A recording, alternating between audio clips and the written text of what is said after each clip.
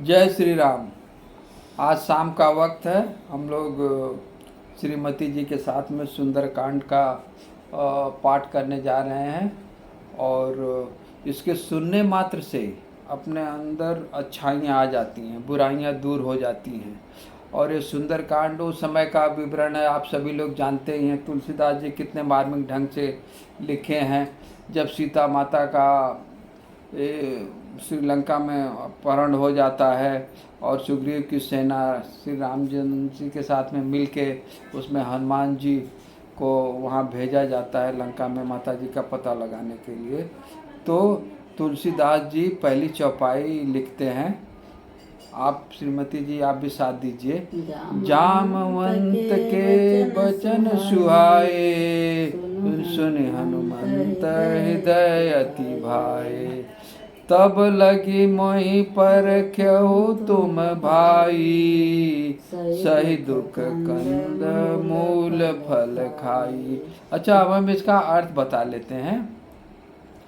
वहाँ पे जामवंत जी की वचन को सुनकर हनुमान जी को जामवंत जी ने जिस तरह से समझाया और हनुमान जी के हृदय को बहुत अच्छा लगा, वो हनुमान जी के बल को उन्होंने जगाया। हनुमान जी की ऐसी प्रवृत्ति है, बता रहे हैं कि उनके अंदर विराट शक्ति है और वो अपने शक्ति का भान भूल जाते हैं, उनको आभास नहीं रहता है। तो अगर कोई उनको बताता है, जैसे जामवंत जी उनको बताते हैं कि हम तो असमर्थ हैं, हम पौना समुद्र तक लांघ सकते हैं या तो एकदम किनारे पर ही तक जा सकते हैं। अंगद जी की भी चर्चा होती है। तो हनुमान जी को जामवंत जी बताते हैं कि आपके अंदर आप पवन पुत्र हो, आप पवन के बेटे हो, वायु के पुत्र हो, इसलिए आप अवश्य लांघ जाओगे। तो हनुमान जी के अंदर अपने शक्ति का आभास होता है और वो वहाँ से चलते हैं। अगली चौपाई है। जब लगी आवं सीतई देखी, होई काज मोहि हरस बिसेखी। यह कनाई सबन कई माता, चले हरच हिय धरि रघुनाथा। अब आगे अर्थ लिखते हैं। जब तक मैं सीता जी को देखकर लौट न आऊं, और इतना ही नहीं, हमारे दिल में हर्ष हो रहा है, हमारा मन इतना प्रफुल्लित हो रहा है कि यह कार्य अवश्य होगा। और यह कहकर हम सबको, आप सबको नमस्कार करके हृदय में श्री रघुनाथ जी का नाम लेके हनुमान जी हर्षित मन से वहाँ से चले। अगली चौपाई है। एक भूधर सुंदर, कौतुक कूदी चढ़ो ताऊ पर। बार बार रघुवीर समारी, तरक्यो पवन तनय बल भारी। अब समुद्र के तीर पर, मतलब समुद्र के तीरे, मतलब समुद्र के किनारे एक सुंदर पर्वत था। हनुमान जी खेल खेल में ही, अनायास ही कूदकर उसके ऊपर चढ़ गए और श्री रघुवीर जी का बार बार स्मरण कर रहे हैं। उसके अंदर अत्यंत जिज्ञासा है कार्य करने की और उस पर से बड़े वेग से उछले। जय चरण हनुमंता, चले सोगा पाताल तुरंता। जिम यमोघ रघुपति करवाना, ये बात चले हनुमाना। अच्छा, उनका अर्थ हुए हुआ अवधी भाषा में, कितनी सरल भाषा में तुलसीदास जी लिखते हैं कि जो कोई सिर्फ चौपाई सुन ले तो चौपाई में अर्थ अपने आप ही प्रकट हो जाता है। जिस पर्वत पर हनुमान जी पैर रखकर चले, जहाँ से वे उछले, वह तुरंत ही पाताल में धंस गया। जैसे श्री रघुनाथ जी का अमोघ बाण चलता है, उसी प्रकार हनुमान जी वहाँ से चले। अब देखिए, विज्ञान रामायण से आधारित, पुराणों से आधारित विज्ञान है, न कि विज्ञान से रामायण है। अब जिस गति से हनुमान जी ऊपर उछले उसी गति को न्यूटन ने पकड़ लिया। न्यूटन लॉ ने अपना लॉ बना दिया कि एक्शन के बराबर रिएक्शन। जिस वेग से हनुमान जी ऊपर उठते हैं उसी वेग से वो चट्टान पहाड़ नीचे धंस गया। आगे की चौपाई पढ़ी। जल निधि रघुपति दूत बिचारी तय मैनाक होहि श्रमहारी। अब समुद्र देवता, अब हनुमान जी उड़ गए हैं और समुद्र देवता देख रहे हैं कि ये सब क्या हो रहा है, कुछ अच्छा हो रहा है, इतिहास रचा जा रहा है। तो समुद्र देवता ने रघुनाथ जी का दूत समझकर मैनाक पर्वत से कहा। मैनाक पर्वत, पहले पर्वत भी जैसे उस समय आजकल जो आसमान में तारे उड़ते रहते हैं उस तरह मैनाक पर्वत भी जमीन के आसपास, धरती के एकदम करीब समुद्र के ऊपर भ्रमण करता था, मतलब धरती का चक्र लगाते रहता था। तो समुद्र देवता उनको बोले कि हे मैनाक पर्वत जी, आप हनुमान जी को अगर विश्राम की जरूरत हो, बीच में इतना लंबी दूरी है तो आप विश्राम दे देना। अगला दोहा तुलसीदास जी लिखते हैं। हनुमान ते परसा कर पुन कीन प्रणाम, राम काज कीने बिनु मोहि कहाँ विश्राम। अब उसका तुलसीदास जी तुलसीदास जी जो लिखे हैं उसका अर्थ बता रहे हैं। हनुमान जी उसे अपने हाथ से छू लिए और मतलब मैनाक पर्वत को अपने हाथ से उनका सम्मान करने के लिए उसको छू लिए, स्पर्श किए और प्रणाम करके कहे, भाई श्री रामचंद्र जी का काम किए बिना मुझे विश्राम कहाँ है, मुझे लक्ष्य को प्राप्ति करनी है। आज के हिसाब से हम लोग अपने लक्ष्य को आधे रास्ते में ही भूल जाते हैं, चलते हैं लक्ष्य को और बीच में भूल जाते हैं। कोई कुछ लग्जरी मिल गई, आरामदायक चीज़ मिल गई तो विश्राम करने लगते हैं। मगर हनुमान जी वो प्रमाण है उसके कि भाई अपने लक्ष्य की प्राप्ति करिए। वो कहते हैं कि हम जब तक वहाँ नहीं जाते हैं तब तक बीच में विश्राम नहीं करेंगे। अगली चौपाई है। जात पवन सुत देवन देखा, जाने कहूँ बल बुद्धि विशेखा, सुरसा नाम रहिन कै माता, पठैन आए कही तेहि बाता। अब देखिए, कभी भी अच्छा काम करने जाइए, कभी भी समाज में आप अच्छा काम करने जाते हैं तो अनेक विघ्न बाधाएं आती हैं। इसी तरह हनुमान जी के बल बुद्धि की परीक्षा लेने के लिए खुद ईश्वर लोग भेजते हैं दूत को, अपने सुरसा माता को, जो नाग की माता हैं उनको भेजते हैं। अब उसका अर्थ किस तरह से लिखते हैं कभी। देवताओं ने पवन पुत्र हनुमान जी को जाते हुए देखा, उनने विशेष बल बुद्धि जानने के लिए यानी परीक्षा लेने के लिए सुरसा नाम की सर्पों की माता को भेजा। उसने आकर हनुमान जी से ये बात कही। उसको चौपाई में श्री गोस्वामी तुलसीदास जी लिखते हैं। आज सुरन मोहि दीन हारा, सुनत बचन पवन कुमारा, राम काज करि फिर मैं आऊँ, सीता कहीं सुधि प्रभु सुनाऊँ। अब इसी का अर्थ हम कर रहे हैं। अब आज देवताओं ने मुझे भोजन दिया, सुरसा माता कह रही हैं, देवताओं द्वारा प्रेरित थी, वो कह रहे हैं कि आज हमको देवताओं ने भेजा है और आज हमारा भोजन होगा, मैं आपको भक्षण करूँगी। यह वचन सुनकर पवन कुमार जी ने कहा, श्री राम जी का काज करके मैं लौट आऊँ और एक खबर सीता जी की खबर श्री रामचंद्र को सुनाऊँ, तब आप ग्रास बना लेना। मगर आगे चौपाई लिखते हैं।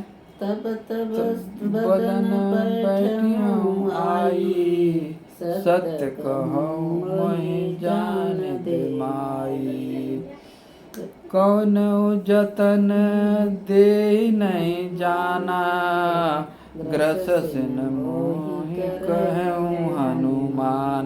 कीना। अब हनुमान जी के सामने विघ्न बाधा, जैसे आम आदमी कोई भी काम करता है तो विघ्न बाधा आती है, परेशानी पे परेशानी, परेशानी पे हैरानी आते ही रहती है।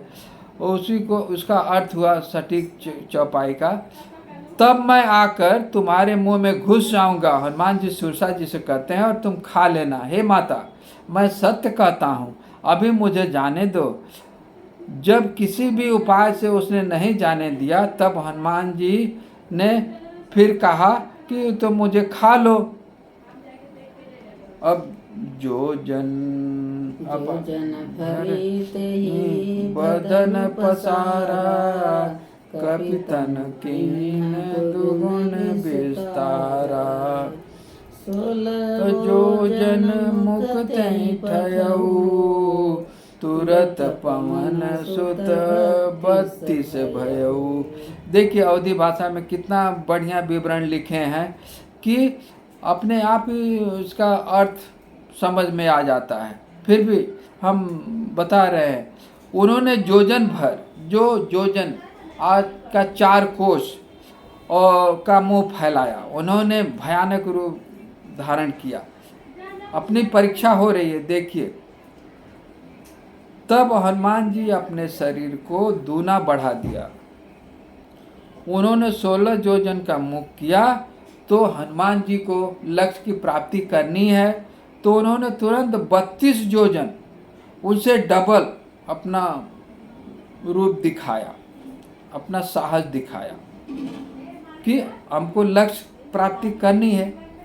तो अगली चौपाई उन्होंने लिख रहे हैं तुलसीदास, जस जस सुरसा बदन बढ़ावा, तासु दून कपि रूप दिखावा। सत जो जन तेहि आनन कीना, अति लघु रूप पवन सुत लीना। देखिए क्या मैनेजमेंट है, क्या विज्ञान है, और क्या समझदारी है, क्या चतुराई है। अपने लक्ष्य की प्राप्ति करने के लिए हनुमान जी कितनी चतुराई से, जैसे जैसे सुरसा का मुख विस्तार होते जाता है, हनुमान जी उससे दूना अपना रूप दिखाते हैं। और एक समय आता है कि सुरसा 100 जोजन अंदाजा लगाइए, 400 कोस समुद्र के ऊपर अपने मुख का आकार किया। तब हनुमान जी बहुत सा छोटा सा रूप धारण किए और उसके मुख से होके अंदर से बाहर आ गए, जो कि अगली चौपाई में है। देखिए इसी को चतुराई कहते हैं। अगली चौपाई है, बदन पैठी पुनि बाहर आवा, मांगा विदा ताई सिर नावा। मोसुरन जय लागी पठावा, बोले बद मरम तोर मैं पावा। अब देखिए, अब हनुमान जी जो कि भगवान लोग उनको खाने के लिए भेजे थे, और हनुमान जी के अंदर इतना चतुराई, शार्पनेस, निपुणता थी कि अपना बल प्रयोग, दिमाग बुद्धि प्रयोग करके उनको उकसाते रहे। जब इतना आकार होता है, बहुत ही विशाल हो, तो अति सूक्ष्म रूप, अब वो सामने वाला समझ ही नहीं पाया, और वो छोटा सा आकार बना के उसके मुंह से आके निकल गए, और तो उनकी वाली भी रह गई, और उनकी चतुराई से वो बाहर भी आ गए। अब आगे हनुमान जी निवेदन उनसे करते हैं, दोहा में लिखते हैं, तुझे राम काज सब करियो, तुम बल बुद्धि निधान, आशीष दे गयो सो, हरसि चलो हनुमान। अब वो तो उनको तो जीत लिए, तब अब कह रही हैं, तुम श्री रामचंद्र जी का कार्य अवश्य करोगे। वो एग्जामिनर थी। अब वो बोलती हैं, सुरसा माता अब सरल हो गई, बोलती हैं कि तुम्हारे अंदर इतनी चतुराई, बल बुद्धि में निपुण हो, बल बुद्धि के भंडार हो, तुम यह कार्य अवश्य करोगे और मेरा आशीर्वाद है। और यह कहकर वो चली और हनुमान जी हर्षित होकर आगे बढ़े। फिर भी इनकी परेशानी कम नहीं हो रही है। देखिए तुलसीदास जी क्या लिखते हैं। निश्चरी एक सिंधु मरई, करि माया नभ के खग गई। जीव जंतु जे गगन उड़ाही, जल बिलो कितने कहीं पर छाई। अब देखिए तुलसीदास जी कितना मार्मिक और हम लोग के लिए जीवन की कला सिखा रहे हैं कि जब आप कोई कार्य करने चलो तो कितनी बाधाएं आती हैं। अभी एक बाधा खत्म नहीं हुई, आशीर्वाद दे के वहाँ से निपुणता से समाधान होके चले तो अगली बाधा आ रही है कि देखते हैं कि दूसरी राक्षसी आती है जो कि आकाश में उड़ते हुए परछाई को पकड़ के अपना ग्रास बना लेती है। जो पशु पक्षी, पशु तो नहीं, पक्षियाँ, जीव जंतु समुद्र के ऊपर से या तो उड़ते हुए पक्षी को जो उनकी परछाई से उनको चुंबक की तरह अपने तरफ खींच के अपने अंदर भक्षण कर लेती थी। तो आगे क्या होता है, तुलसीदास जी क्या लिख रहे हैं। गाय छाह सक सोन उड़ाई, यही विधि सदा गगन चर खाई। सोई छल हनुमान कीन्हा, तासु कपट कपि तुरत ही चिन्हा। अब यही फार्मूला वो राक्षसी हनुमान जी के ऊपर लगा दी और उनकी परछाई को के माध्यम से पकड़ के खींचने लगी। अब हनुमान जी अब समझ गए और जैसे ही आकाश में सब उड़ने वाली पक्षियों को, और जैसे आजकल आपने सुना होगा कि समुद्र में कुछ ऐसी जगह है जहाँ से विमान उड़ती है तो भी समुद्र वहाँ पे लील जाता है, कुछ ऐसा ही समझिए। तो अब हनुमान जी की चतुराई से तुलसीदास जी अगले चौपाई में लिखते हैं कि हनुमान जी कैसी निपुणता से क्या कर रहे हैं। ताई मारे मारुत सुत बीरा, बारिधि पार गयो धीरा। जाई देखी बन शोभा, गुंजत चंचरीक मधुलोभा। अब पवन पुत्र धीर बुद्धि हनुमान जी उसे मारकर समुद्र पार गए, वहाँ भी विजयी हुए और उन्होंने इतने ऐसा करते हुए समुद्र को लांग भी गए। और आगे देख रहे हैं कि श्रीलंका दिखाई दे रहा है, उनकी वन की शोभा अगणित है, वहाँ सब तरह के पुष्प रस भौरे गुंजार कर रहे हैं, बहुत ही अद्भुत दृश्य है।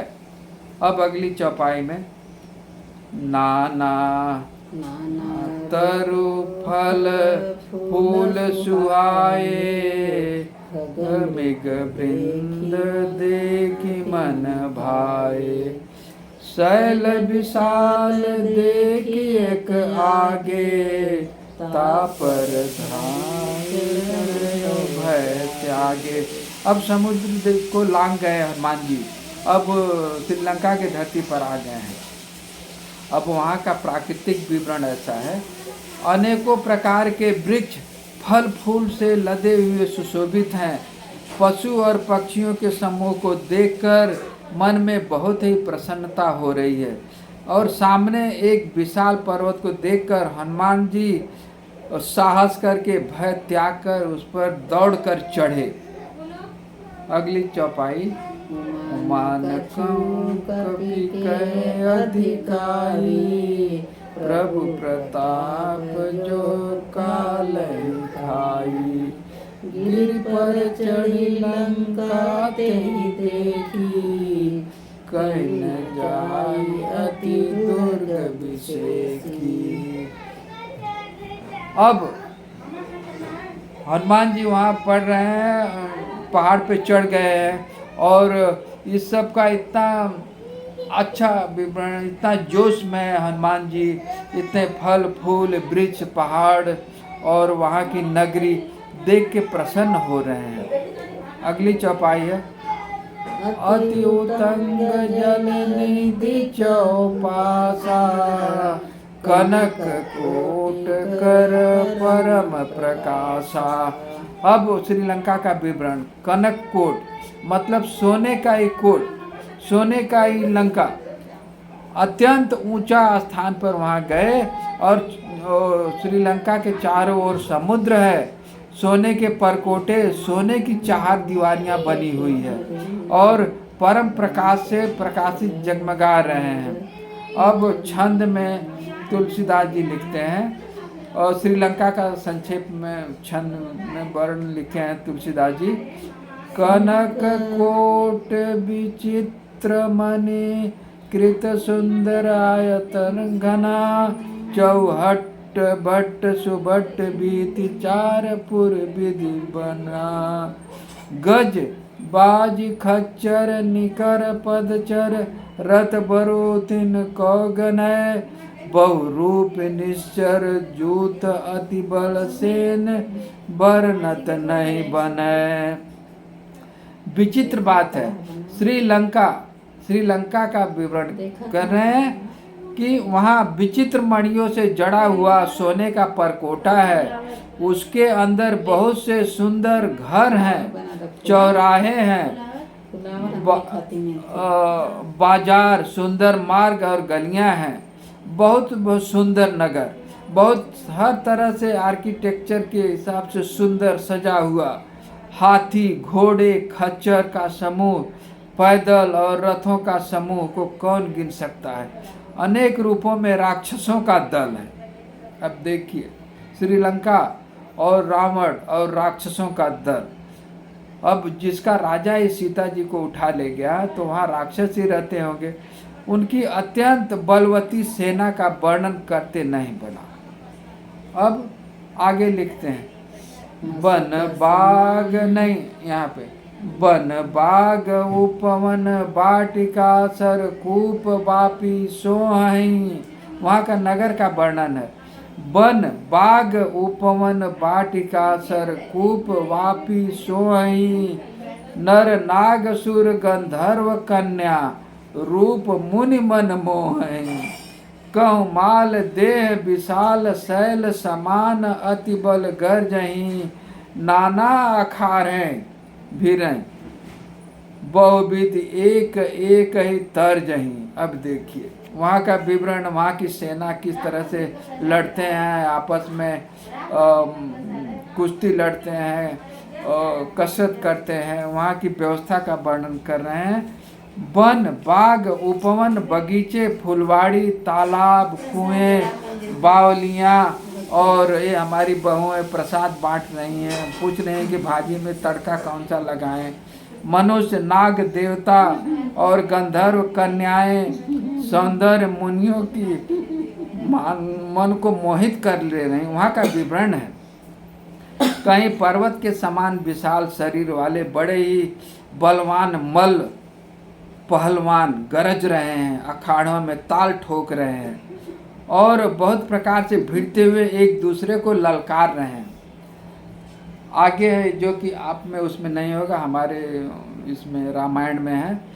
कर जतन भट्ट कोटि विकट तन नगर चौदिश रक्षही, कौ मनीष मानुष धेनु खर अज खल निशाचर भक्षही, यही लाग तुलसीदास इनकी कथा कछु यों कही, रघुवीर सर तीरथ शरीरिन त्यागें गति पै सही। अब तुलसीदास जी ज्ञान के अपार धनी, वो क्या कह रहे हैं, भयंकर शरीर वाले करोड़ों योद्धा, जैसा आजकल रिहर्सल करते हैं हिंदुस्तान वाले, चाइना वाले, सारी दुनिया वाले अपना सैन्य प्रदर्शन करते हैं, उस तरह से श्रीलंका वाले भी सैन्य प्रदर्शन कर रहे हैं। चारों तरफ मजबूत सेना, और हर तरह कहीं दुष्ट राक्षस भैंसों, मनुष्यों और गायों और गधों बकरों का भक्षण कर रहे हैं। बाण रूपी तीर्थ में शरीर को त्याग कर परम गति को पाएंगे। ये सब श्री रामचंद्र जी के बाणों से इनकी सदगति होगी। तुलसीदास जी ऐसा कह रहे हैं। अब दोहा आप पढ़िए। पूर रखवारे, आप पढ़िए यहाँ से। पूर रखवारे देखि बहु, कपि मन कीन विचार, अति लघु रूप धर्यो निसो, नगर करयो पहुसार। अब वो भी घड़ी आ गई। हनुमान जी एकदम नगर के किनारे हैं। अब उनको नगर के अंदर घुसना है। अब सोच रहे हैं इतनी सैन्य, इतनी विशाल सेना है, अब हम कैसे उसमें जाएं। और कुछ वैसे तो हनुमान जी अकेले ही सामना करके जा सकते थे, मगर अब अपने ज्ञान विज्ञान बुद्धि से, विवेक से छोटा रूप धारण करते हैं, जिसको तुलसीदास जी चौपाई में लिखते हैं। मशक समान रूप कपि धरी, कहीं चले हो सुमिर नर हरि। नाम लंकिनी एक निश्चरी, सो कह चलसी मोहि निंदरी। अब हनुमान जी वहाँ घुसने की कोशिश करते हैं तो वहाँ मच्छर के समान छोटा सा रूप, मतलब अति लघु रूप धारण करके और लीला करने वाले भगवान श्री रामचंद्र जी को याद करके लंका में चले। और लंकिनी नाम की राक्षसी रहती थी, वो बोली, अरे मेरा निरादर करके तुम मुझसे बिना परमिशन के, बिना पूछे कहाँ चले जा रहे हो। अब अगली चौपाई लिखते हैं। जानस नहीं, जानस नहीं मरम सठ मोरा, मोर लगी चोरा, मुष्टिका एक महाकपियानी, रुधिर बमत धरनी धन मानी। अब देखिए, अब आपको आगे जो भी बाधा आती है उत्तम कार्य करने के लिए और सही काम करने के लिए, अब हनुमान जी सही काम करने के लिए जा रहे हैं। तब अब जब वो राक्षसी उनका रास्ता रोकती है तो को एक घूसा जोरदार मारते हैं और उसके शरीर से खून गिरने लगता है और जमीन पकड़ लेती है। और वो उठकर फिर हाथ जोड़कर हनुमान जी से क्या कहती है। पुनि संभारे विशो लंका, जोरि पानी कर विनय सशंका, जब राम नहीं ब्रह्म बर कीना, चलत बिरंची कहा मोहि चीना। अभी शत्रु भी अपना बल प्रयोग दिखाने पे सही हो गया। वह लंकिनी फिर अपने को संभाल कर उठी और डर के मारे हाथ जोड़कर विनती करने लगी, जो कि इससे पहले कह रही थी कि लंका के चोर हमारे भक्षण है, भोजन है, मैं उनको खा जाती हूँ। अब वो बोल रही है, रावण को ब्रह्मा जी ने वर दिया था, तब चलते समय उन्होंने मुझे राक्षसों की विनाशकारी पहचान बता दी थी, जो कि अगली चौपाई में तुलसीदास लिखते हैं कि किस तरह से श्रीलंका का राक्षसों का विनाश होगा, क्या विलक्षण है, आगे का संकेत क्या है, उस चौपाई में भी लिखा है। विकल होती तै कपि के मारे, तब जान सुनिश्चर संघारे, तात मोर अति पुण्य बहुता, देख्यो नयन राम कर दूता। अब वो राक्षसी भी खुश हो जाती है, हालांकि मार लगा है उसको, खून बह रहा है, मगर बोलती कि धन्य हो, मैं श्री राम, ब्रह्मा जी ने पहले, जब तुम बंदर के मारने से व्याकुल हो जाएगी, ब्रह्मा जी ने उसे पहले ही बता दिया था कि हे राक्षसी, अगर कोई बंदर के मारने से तुम व्याकुल हो जाए तो समझ जाओ कि अब राक्षसों का संहार तय है। और वह कह रही है कि मेरे बड़े पुण्य है जो कि भविष्यवाणी ब्रह्मा जी ने की थी, और वैसे श्री रामचंद्र जी के दूत को मैं अपने नेत्रों से दर्शन कर पाई। धन्य हो हनुमान जी। अब देखिए, आप अपने रास्ते में अडिग हैं, सब करते जा रहे हैं, तो हर जगह शत्रु भी, दुश्मन भी मित्र होते जाता है। आप सिर्फ अपने लक्ष्य को बना के रखिए। आगे दोहा लिखते हैं, तात स्वर्ग अपवर्ग, यहाँ पे देखिए, अपवर्ग सुख धर्यु तुला एक अंग, तूलन ताल सकल मिली जो सुख लो सतसंग। हे तात, स्वर्ग और मोक्ष के सब सुखों को एक तराजू पे पल्ले पे रखा जाए तो वे भी सब मिलकर दूसरे पल्ले पे रखे हुए सुख के बराबर नहीं हो सकते, जो लव माने क्षण मात्र में सत्संग से हो जाता है। मतलब एक पल्ले पे सत्संग और दूसरे पे सारे सुख और सब कुछ रखा जाए तो सत्संग का पल्ला भारी होता है। अब लक्ष्मण जी के लिए और अच्छी खबर आते जा रही है। प्रविश नगर की जय सब काजा, राखी कौशलपुर राजा, गरल सुधारी पुकरही मिताई, गोपद सिंधु अनल शीतलाई। बहुत ही प्रसिद्ध चौपाई है। अयोध्या के राजा श्री रघुनाथ जी को हृदय में रखे हुए नगर में प्रवेश कर रहे हैं और उनके लिए विष अमृत हो जाता है। मतलब आप भी श्री रामचंद्र जी को दिल में धारण करके जो कार्य करेंगे सब विघ्न बाधा दूर हो जाता है। शत्रु मित्रता करने लगते हैं। समुद्र, इतना विशाल समुद्र गाय के खुर के बराबर महसूस होता है।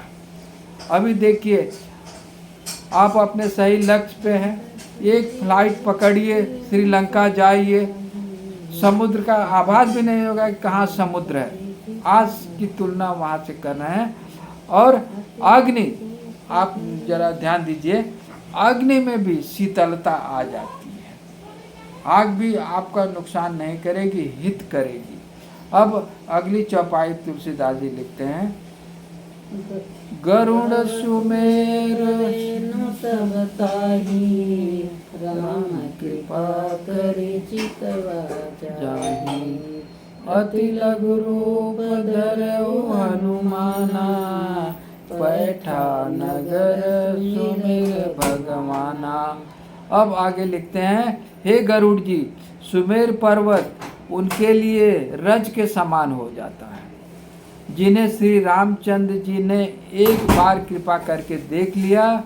वह हनुमान जी बहुत ही छोटा रूप धारण किए और भगवान का स्मरण करके नगर में प्रवेश करते हैं।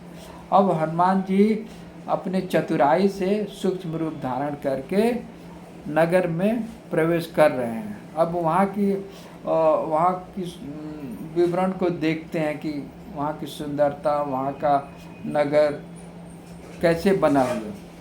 मंदिर मंदिर प्रतिकर शोभा, देखे जाता अगणित जोधा, गयो दशानन मंदिर माही, अति विचित्र कहीं जात सुखाही।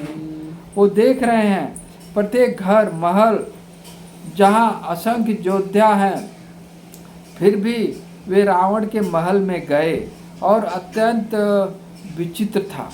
उनका वर्णन नहीं किया जा सकता, इतना विचित्र उनका महल था रावण का।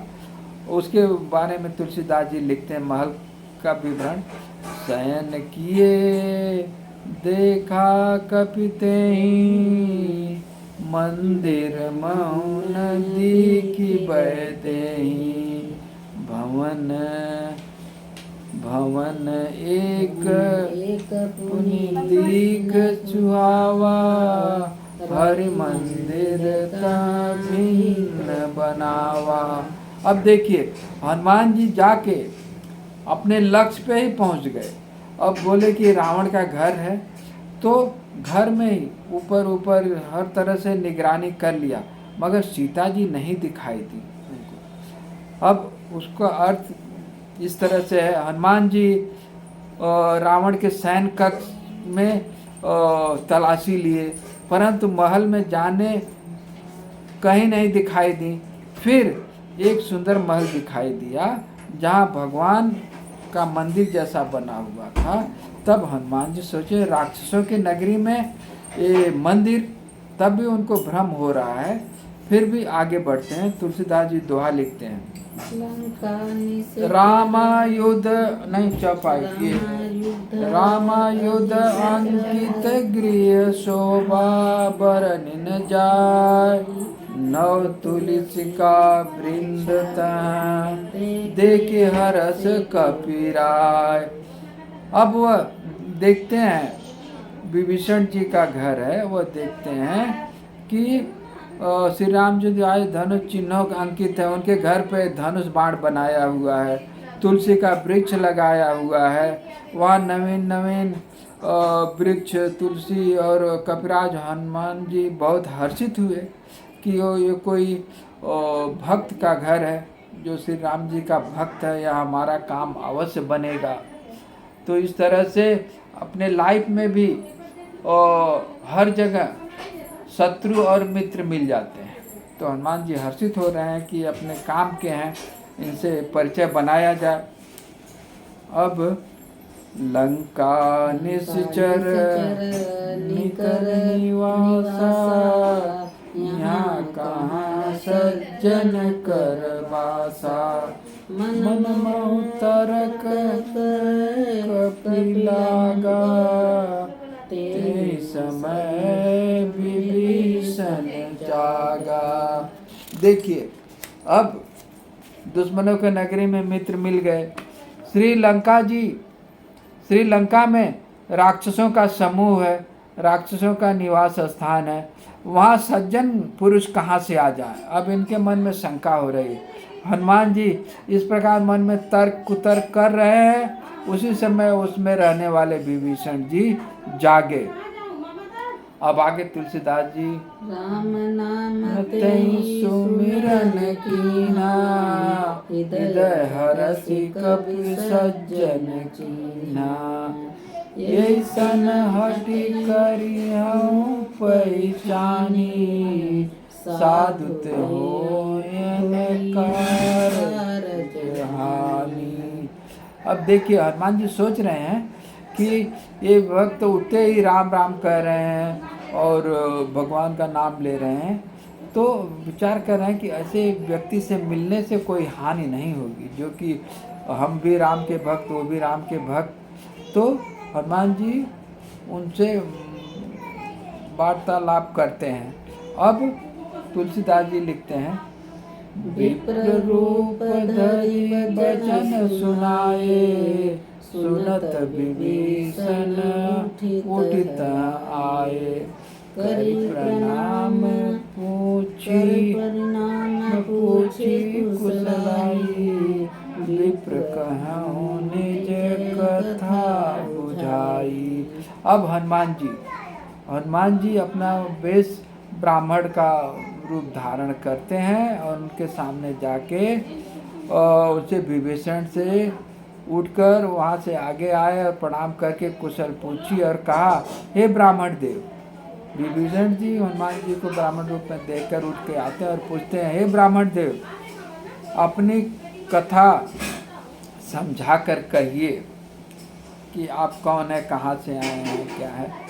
तुलसीदास जी लिखते हैं कि तुम हरि दासन मह कोई मोरे हृदय प्रीत अति होई कि तुम राम दीन अनुरागी, आयुष मोहि करन बड़ भागी। अब देखिए, दुश्मनों की नगरी में मित्र मिल गए। अब कह रहे हैं, क्या आप हरि भक्तों में से कोई हैं? क्योंकि आपको देखकर मेरे हृदय में अत्यंत प्रेम उमड़ रहा है। अथवा आप दीनों से प्रेम करने वाले स्वयं श्री राम जी हैं, जो मुझे बड़भागी बनाने के लिए मेरे घर पर दर्शन देने के लिए कृपा कर रहे हैं। पर विभीषण जी खुश हो रहे हैं। अब उनकी सोच, अभी यही एक जन शत्रुता कर रहा है और वो मित्रता कर रहे हैं, यही अंतर देखिए। अब तुलसीदास जी विभीषण जी तो उनसे प्रसन्न हो रहे हैं। अब हनुमान जी भी प्रसन्न हो रहे हैं कि अब हमारा काम बन जाएगा, इनसे बात करने में सब सहज आसान हो जाएगा, हमारा रास्ता सुलभ हो जाएगा। तुलसीदास जी दोहा लिखते हैं, तब हनुमंत कहीं सब राम कथा निज नाम, सुनत जुगल तन पुलक मन, मगन सुमिर गुण ग्राम।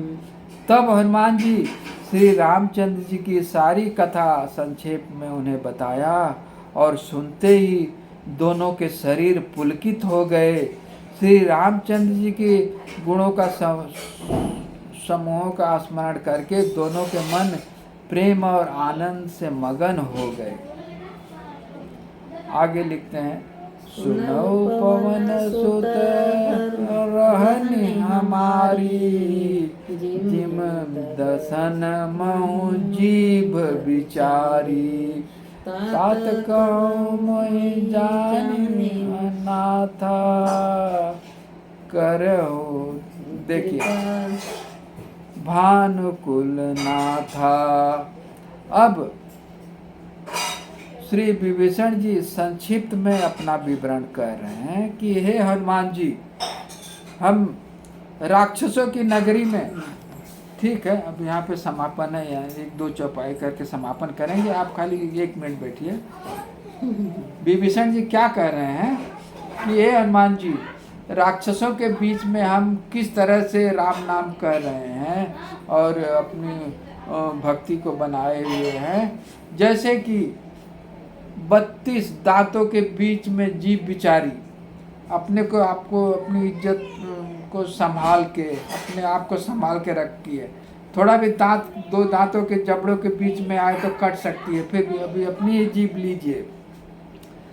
अपनी जीभ से हम खाना खाते हैं, बोलते हैं, पानी पीते हैं, सब कुछ करते हैं, मगर दांतों के बीच में सुरक्षित है।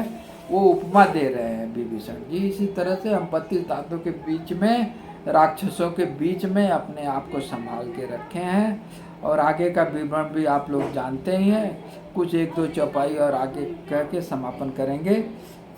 तामस तनु कछु साधन नाही, प्रीत न पद सरोज मन माही, मोहि भा भरोस हनुमंता, बिनु हन कृपा मिलहि नहीं संता। अब हनुमान जी को काफी साहस हो गया कि अब हमारा काम अवश्य होगा, अब हमारे अनुरूप मिल गए हैं। अब आगे चौपाई है, जो रघुवीर अनुग्रह कीना, तो तुम मोहि दरस हठ दीना, सुनो विभीषण प्रभु कै रीति, कही सदा सेवक पर प्रीति। अब 1-2 चौपाई करके खत्म करेंगे। अब श्री रामचंद्र की कृपा से तभी तो आप मुझे हट करके अपनी ओर दर्शन दिए। हनुमान जी ने कहा, हे विभीषण जी सुनिए, प्रभु की यही रीति है, वे सेवक पर सदा प्रीत करते हैं। अब अगला थोड़ा सा 1 मिनट रुकिए, जब वो सीता माता का पता बता देते हैं, वो चौपाई आते ही वहाँ तक समापन करेंगे। कहो कवन मैं परम कुलीना, कप चंचल सबही विधिहीना, प्रात ले जो नाम हमारा, ते दिन ताहि न मिले आरा। अब कभी भी अपना अहंकार, अपनी बड़ाई नहीं करना चाहिए। वही हनुमान जी कह रहे हैं कि अरे भाई विभीषण जी, मैं तो एक अदना सा राम भक्त हूँ। बोलते हैं कि सुबह हनुमान जी का नाम लेते हैं तो फल फूल के अलावा भोजन भी नसीब नहीं होता है। और अस कर मैं अधम सखा सन मोहूँ पर रघुबीर, दोहा है। अस मैं अधम सखा सुन मोह पर रघुबीर, दीन कृपा सुमिर गुण भरे बिलोचन नीर। अब मारे खुशियों से दोनों जन के नेत्रों में नीर भर गए। अब समझिए जब दो जन आपस में खुशी के आंसू बह रहे हैं तो जात हूँ अस स्वामी बिसारी, फिरत काय न होय दुखारी, ये विद कहत राम गुण ग्रामा, पावत अनिवार्य विश्रामा। तो आप जानते हैं ऐसे स्वामी श्री रघुनाथ जी को भुलाकर विषयों के पीछे जो भटकते हैं वो दुखी क्यों न हो। इसलिए आप अपने कर्तव्य को करते हुए भगवान का नाम लीजिए, अपने संस्कार को जिंदा रखिए और सत्कर्म करते रहिए, यही परम पुण्य है। पुनि कथा विभीषण कही, जय जनक सुता तै रही। अब देखिए ये असली चौपाई है, आप पढ़िए। पुनि सब कथा विभीषण कही, जय विद जनक सुता तह रही, तब हनुमंत का सुन भ्राता, देखो चहो मोह जानकी माता। यह देखो चहो जानकी माता। अब देखिए हनुमान जी का लक्ष्य ही वही था, प्राप्ति हुई और विभीषण जी बता रहे हैं।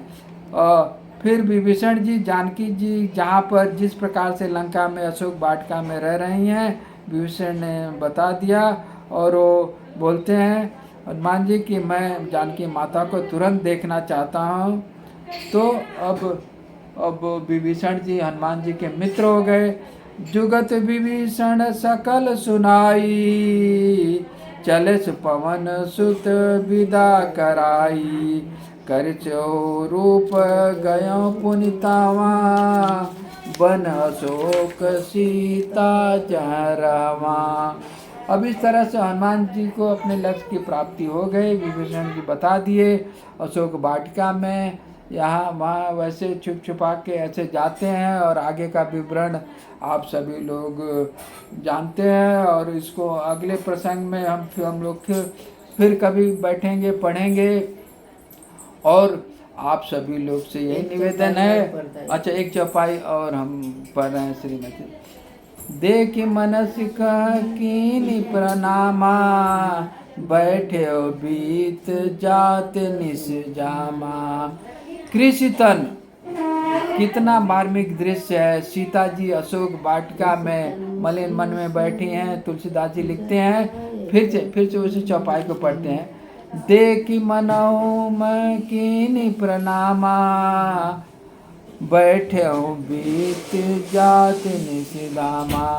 कृषित मतलब कमजोर। कृष तन शीस जटा एक बेनी, जपत हृदय रघुपत गुण श्रेणी। कितना दर्दनाक दृश्य है। सीता जी का अपहरण हुआ है, सीता जी अशोक वाटिका में हैं और कृष्ण हनुमान जी देखते हैं माता जी का दर्शन। दूर रहिए बच्चों, आप लोग इधर आ जाइए, पीछे आ जाइए, आप बैठिए। देखते हैं एकदम कृष्ण शरीर कमज़ोर हो गया है, पीला पड़ गया है। और माता जी श्री राम जी का अपने मन में कर रही हैं। और दोहा। निज पद नयन दिए मन, राम पद कमल लीन, परम दुखी बा पवन सुत, देख जानकी दीन। हनुमान जी धन्य हो। उनका हालत देखकर हनुमान जी बहुत दुखी हुए और मन ही मन प्रसन्न हुए कि मैं माता जी का दर्शन कर लिया। इत श्री आज के लिए बस इतना ही। आप लोग टूटी फूटी भाषा में जैसे भी है, आप तुलसीदास जी ने इतना बढ़िया लिखा है वो पढ़ना चाहिए। कोई जरूरी नहीं है कि सभी लोग कथाकार हैं, सभी की वाणी शुद्ध हो। जो भी जिस वाणी में अपने भाव होना चाहिए, अपने भाव से पढ़िए, अपने मन को निर्मल बनाइए, अच्छे रास्ते पे चलिए, अच्छे कर्तव्य करते रहिए, समाज सेवा, देश सेवा और हिंदुत्व को बचाइए, संस्कार को बचाइए। जय श्री राम, जय श्री राम।